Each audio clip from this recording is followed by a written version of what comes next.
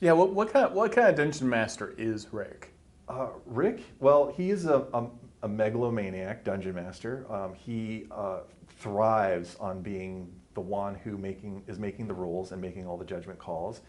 He is, again, he is unapologetically obnoxious. And as you get to read the rule book, we have our regular 5e starter set rule book, and in the comments, Rick has commented over the top of all the rules. And so as you're reading the rule book, you're getting Rick's interpretation, whether he believes that this is it or he's pointing out and highlighting points that say the DM makes the call, like he's like, that's right, you get to dominate this, and and you get his sort of interpretation of it. So all throughout the book, you get this sort of Rick's version of the 5e rules, and it's funny as shit. So, how does Rick think D&D should be played? He's got a lot of ideas. So while he somewhat respects the work that Wizards of the Coast has done, he's like... This is very meta. Yeah, oh, it totally is. It so is. Like, just even like reading through that rule book, I'm like, oh, that's us he's talking about. But that's us that wrote that. Like, it's just, it's too much.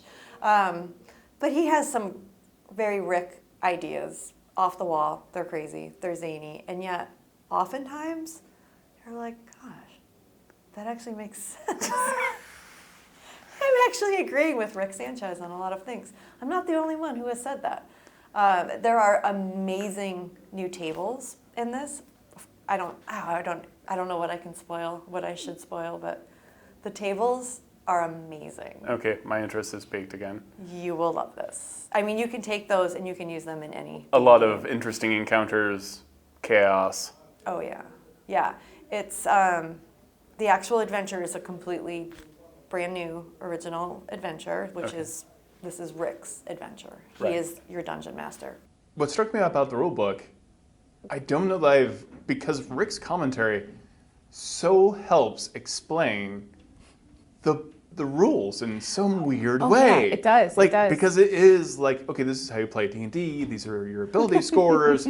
This is an ability check, spells and using weapons. And the commentary is so hilarious, but also really is like Cliff Notes. Oh yeah, yeah. The whole time. It's like a dummy's guide to Dungeons and Dragons. It is in some ways. It is kind of perfect for like if you wanted to teach someone D&D. Yeah. This is weirdly one of the best ways for at least me to like convey D&D. Yeah, I'm glad to hear that.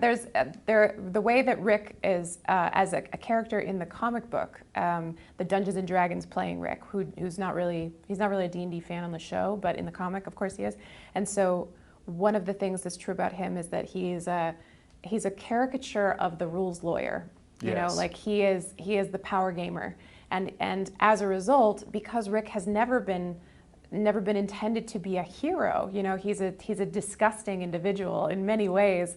He's funny and he's very smart, but he's not aspirational. He's not meant to be an aspirational character. Right. And so I think Jim did a brilliant job with that in the comic by making it so he's this power gaming rules lawyer, which is also not aspirational. That most people don't want to play with people like that in their groups, unless they're all power gamers and they're all loving it, then that's great. But usually you hear the stories about D&D groups where people are irritated at a member is because they have one of the qualities that Rick embodies. And so we get to use that as a way of sort of hammering home the kinds of behaviors that are antisocial at the table. So a lot of the time, Rick is giving you advice that's not good, but it still helps you understand those rules a little bit better, and it gives you the sense of that sense of like, oh, this is my foul-mouthed drunk grandpa telling me how he plays Dungeons and Dragons, and he does these things where he tells you can skip whole sections. I don't actually recommend that you do that, but it's wonderful to read it with that kind of guidance. And it's one of the things I've always thought, that the first session of Dungeons & Dragons, it's very hard to do without someone guiding you.